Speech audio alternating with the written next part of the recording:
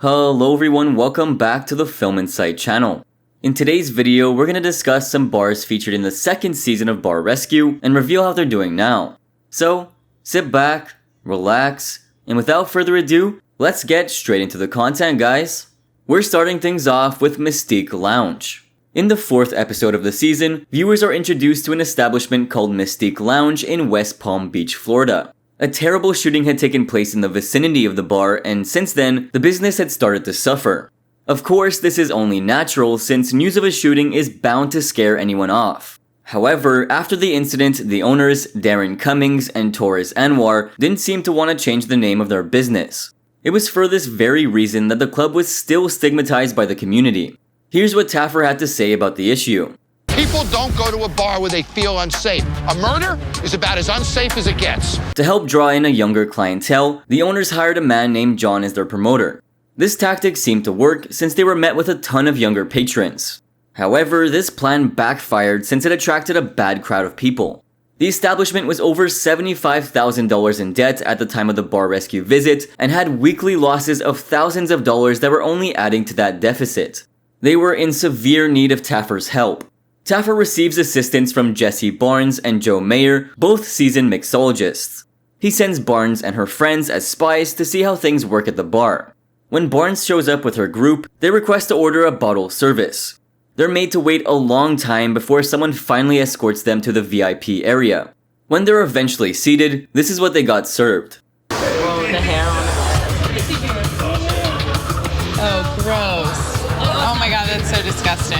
By then, Taffer decides that he'd had enough and enters the bar to point out all the mistakes they're making.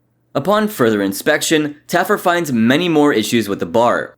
It was downright filthy, and they were so careless that the staff didn't even add any chemicals to their dishwater. He returns the following day and calls for a meeting with the staff. And this is what happens. We actually wash them by hand. What is the code? How is it done? You're supposed to have a wash sink, a rinse, and a sanitizer. And is there any of those there? No. There's not a sink with soap, there's not a rinse sink, and there's not a sanitizer, is there, girls, correct? The owners do look like they're ready to make a change, but this is what Taffer thinks about them. In a city like New York, Los Angeles, or Las Vegas, this bar would be laughed at and shut down in no time. Taffer and his team had a lot of work to do. The girls receive instruction from Barnes on proper bottle service and attentive table service. On the other hand, Mayer instructs the bartenders on new beverages as well as safer and more hygienic working practices. The bar then opens up for a stress test, which almost immediately starts to go downhill. Drinks weren't being delivered from the bar fast enough, and as a result, the crowd was beginning to get unruly. One of the employees gets too comfortable and heads to the bar herself. Things soon turn into a worrisome situation for both Taffer and the owners. Check out what happened next. What are you supposed to be doing? Bottle service, right? Did anybody tell you to sit down and have a drink? Just answer me. It's a simple question. I think you should walk away, because if you sit at this bar and drink that drink much longer, you're not going to be... She's the reason why you're losing money, Torres. That's it, right there. Fire her ass. Things got so out of hand that out of nowhere, a fight ensued. People almost instantaneously started fleeing since they were fearing a gunfight. The situation was pretty grim, and the cops had to be called in to defuse the situation. The stress test turned out to be an ugly reminder of the bar's past. The owners finally ditched their promoter and begin plans for rebranding their club. With an updated interior, trained bartenders, and a new name, the Aura nightclub was ready for its new beginnings. Taffer even placed security at the gates to screen visitors before allowing them entry. The relaunch was a complete success, and 3 months down, their sales continued to increase by 25%. The safety issues had been resolved, and the new patrons were far less aggressive. However, only 1 year after the Bar Rescue episode aired, the bar permanently shut down without giving any reason. The building of the former Aura Club is now occupied by a brand new bar called Camelot as of 2022. The new pub, however, only has a 3-star rating on Yelp with mediocre reviews. Moving on to the next bar on our list from episode 8, Win Placer Show. In this episode of Bar Rescue, Taffer travels to Fairfield to visit Win Placer Show.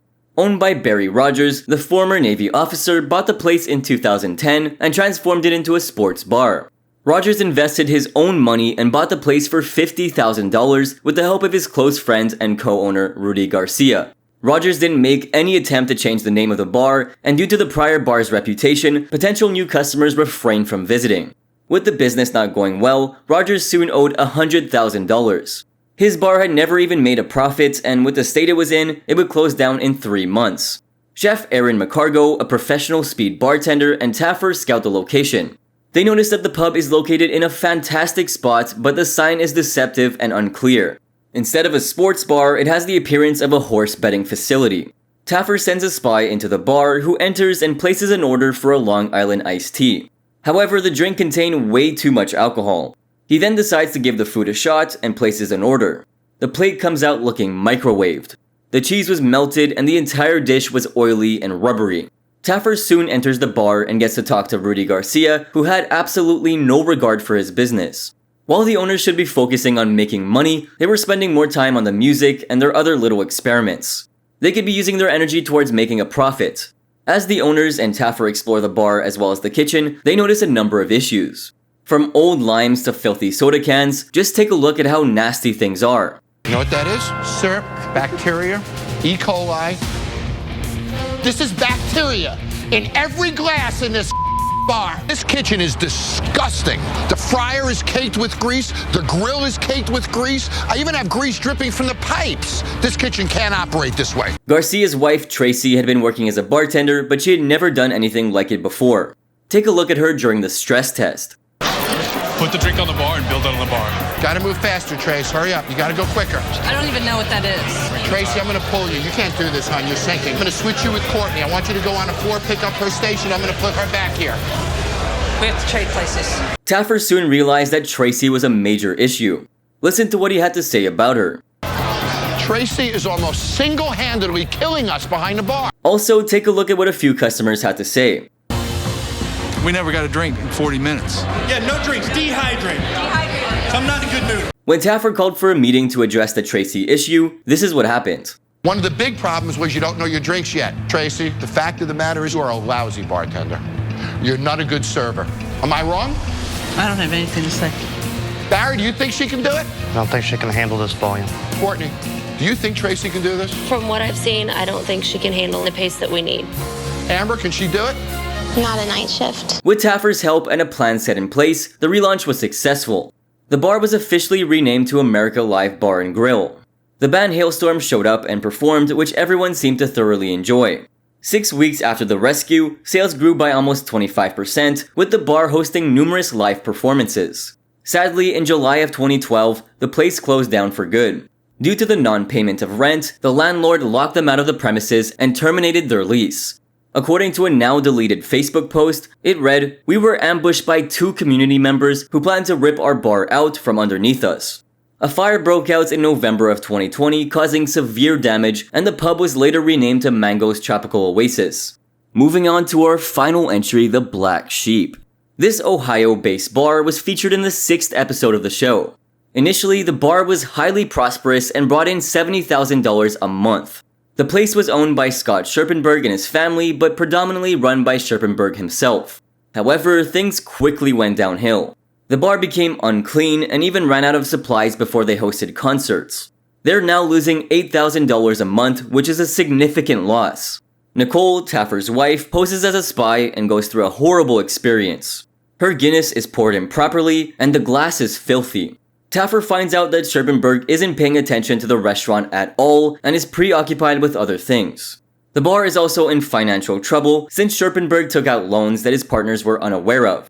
The bar is also disgustingly greasy, but the cook Billy impresses Taffer by staying up overnight and cleaning the place. Taffer has a meeting with the owners and the staff the next day and is taken aback by the lack of leadership in the group. To make the bar fit in with the neighborhood, Taffer decides to take matters into his own hands and give it a German/Irish flavor. To lead this change, he calls Chef Brian Duffy and whiskey expert Peter O'Connor. The bar goes through a stress test and all the owners are present. That includes Scherpenberg, his uncle Tommy, and his cousin Greg. The service is poor and the food isn't sent out on time. The customers get frustrated and start chanting, creating a typical reality TV moment to the producer's delight. Food was being served to the incorrect tables, which got Taffer all fired up. These owners are a disaster. Table 6 got the wrong food a second time. I'm done. You see this? This is the white towel. You blew it. Shut it the hell down. We got a lot of work to do. Taffer concludes from the experience that the owners are incapable of handling the bar. He then gives the power to the staff who step things up. The owners and a few staff members visit Ireland to learn more about Guinness and come back to Ohio to see that Taffer has renamed the bar to the Public House. Along with a new look and furnishings, the bar also underwent a complete refurbishment. Guinness posters were now displayed on the walls, and the interior was much cozier. Post-Bar Rescue, sales were up by almost 20% a month.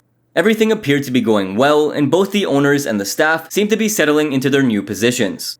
So, coming to the main question of how they're doing. Well, we have some great news. The Public House is still operating as of 2022. The majority of reviews are favorable, complimenting the food and service. The bar currently has a 3.5-star rating on Yelp, although recent reviews appear to be a bit more favorable.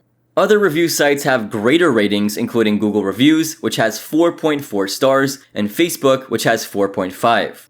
The bar has quite obviously been operating well for the last 10 years since appearing on the show, and the business seems to be showing no indication that it's going to slow down anytime soon. With that, we've sadly come to the end of the video. Hope you enjoyed it. Do you remember any other bars from Season 2? Let us know in the comment section down below. Don't forget to give us a like and a share. Also hit the subscribe button to never miss out on our updates. Thanks for watching, guys!